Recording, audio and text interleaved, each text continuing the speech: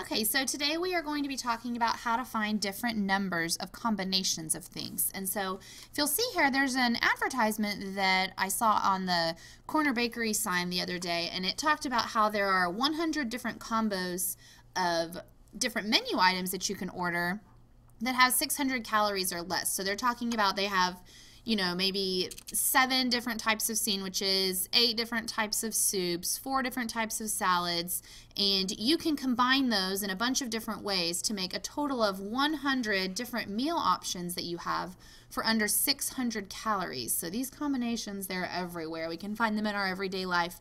Another place that I think that really blows my mind is how many combinations of drinks that you can make at Sonic. There are 398,929 different fountain drink combinations you could make. So if you wanted to add cherry to a Coke or cherry to a Dr. Pepper, or maybe it's vanilla, or maybe you want to make it diet. There are all of these different options that you always have in order to have different selections. So we're going to look at today what are the different options that I have in my closet. If I wanted to get dressed this morning, how many different choices would I have to wear? So I'm going to go into my closet and see what I've got. So it looks like I've got the option to wear these pair of pants, this dress, or this skirt. I guess those are my 3 main options for today. So if I want to wear the pants, I've got 2 different pairs of shoes that I can choose to wear. So I can wear my pants with my running shoes or my pants with my heels. My running shoes look like someone might have stepped on them or something. And I'm going to move it over to make it more organized. So I've got the possibility of pants. I've got the possibility of wearing them with my heels, or I've got the possibility of wearing them with my running shoes. And I can do this for all of these different outfits because I can choose to wear the pants, the dress, or the skirt with any of these different shoe options. You can decide which one I think looks the cutest. Now I'm organizing this into what we call a tree diagram, and it's called a tree diagram because it kind of starts out looking like the base of a tree trunk and it gets bigger as you go on up, kind of like a sideways tree. And all of these little branches have the details about what my possible combinations are. So right now I've got 2 combinations with my pants, the heels and the tennis shoes, 2 combinations with the dress, my heels and my tennis shoes, and 2 combinations with the skirt. So right now I have 2, 4, 6 different combinations, but I've decided that I want to add in some jewelry. So I'm going to look at the jewelry. I've got a ring that could go with each one. So I could wear the pants, the high heels, and the ring. I could wear the ring with the pants, the pants, the tennis shoes, and the ring. I could wear the ring with the dress and the heels, or the ring with the dress and the tennis shoes. And finally, I've got all of my skirt options. So skirt, heels, ring, skirt, tennis shoes, ring. Now I'm going to distribute the pin to each one of these outfits because I've got all of these different choices. So whatever I could wear with the ring, I could definitely also wear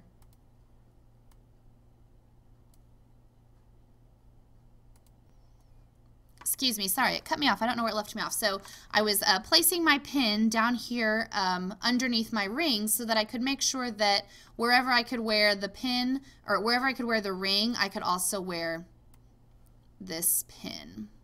So I'm attaching all of these. So now I've got the option of the pants, the heels, and the ring, or the pants, the heels, and the pin, the pants, the tennis shoes, and the ring, the pants, the tennis shoes, and the pin, and so on and so forth all the way down this tree so that I have all of these different options. Now finally I'm going to bring the necklace. So I could, if I don't want to wear the ring or the pin, I can wear the necklace. So I'm going to distribute my necklace to all of these different outfits that I've created.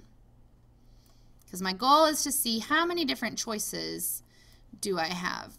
Maybe it's going to be a headache for me because I don't like having too many options because it makes me overwhelmed. So here are my different options now. So my running shoes gave me these options. My heels gave me these options. My dress and my heels gave me all these options. My dress with my running shoes gave me 3 more options. My skirt, my heels gave me these 3 options. And my skirt, my tennis shoes gave me these 3 options. So now I had 3 over here, 3 options over here because I could do pants, heels, ring, that's 1. Pants, heels, pin, that would be 2.